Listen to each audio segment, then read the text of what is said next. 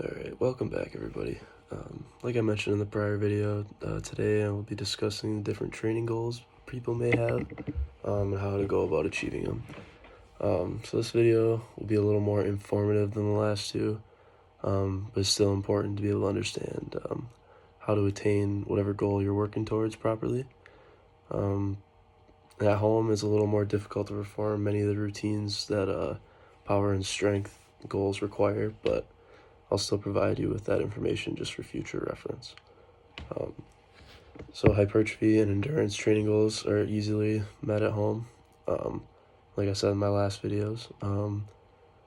So I'll mainly be focusing on those two topics when it comes to the exercise videos and routines that you can possibly do.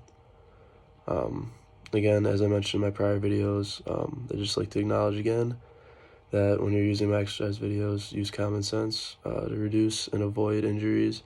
You'll want to check with your doctor before beginning any fitness program, and by performing any of these exercises, you're performing them at your own risk. I will not be responsible for or liable for any injury or harm you could potentially sustain as a result of these fitness videos or any information shared. Thanks again for understanding.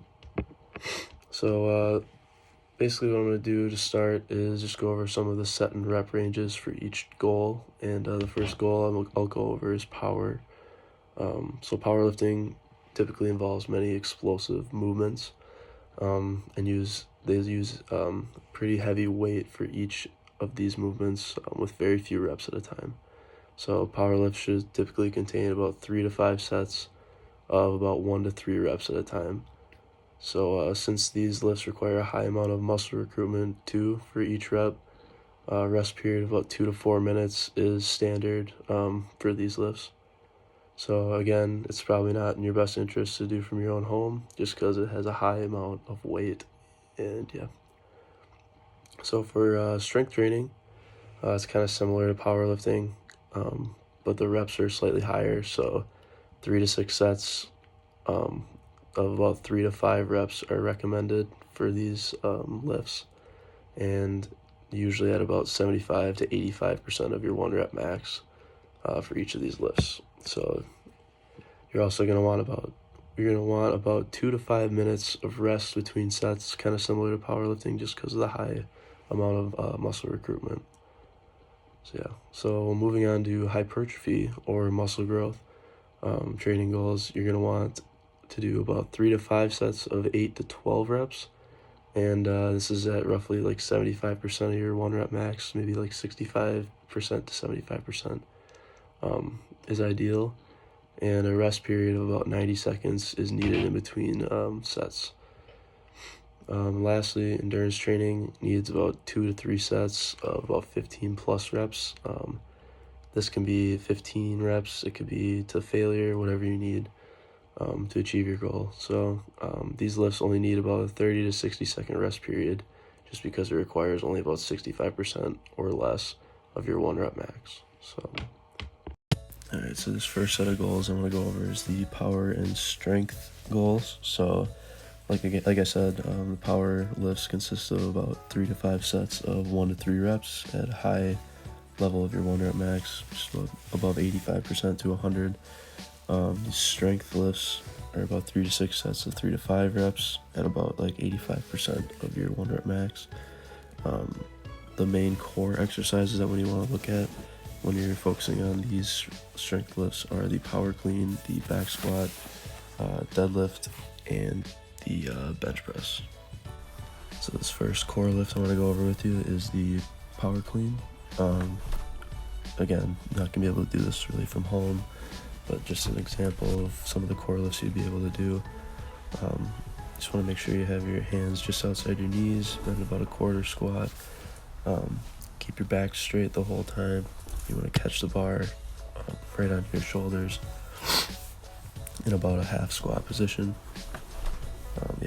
Again, probably not going to be able to do this from home at all, but just giving you examples of how to attain these power and strength goals.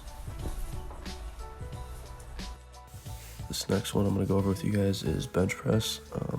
This one you might be able to attain from home if you have like heavy dumbbells or anything like that.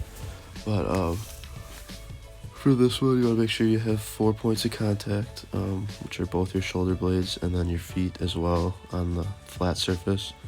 You want to bring your elbows down to about 90 degrees, have the bar touch your chest, and then explode up and extend fully with your arms. So this next one I want to go over with you guys is the deadlift. This is also another important core lift, and you want to make sure that you have proper grip, which is just your hands just outside of your knees. You want to have one hand over the top of the bar and one underneath. When you're going about doing this lift, you want to make sure your back is straight and not hunched over at all, kind of like I had right there. You're going to do about a half to a 3/4 squat, and mainly use your hips as a hinge and your main source of power for this lift.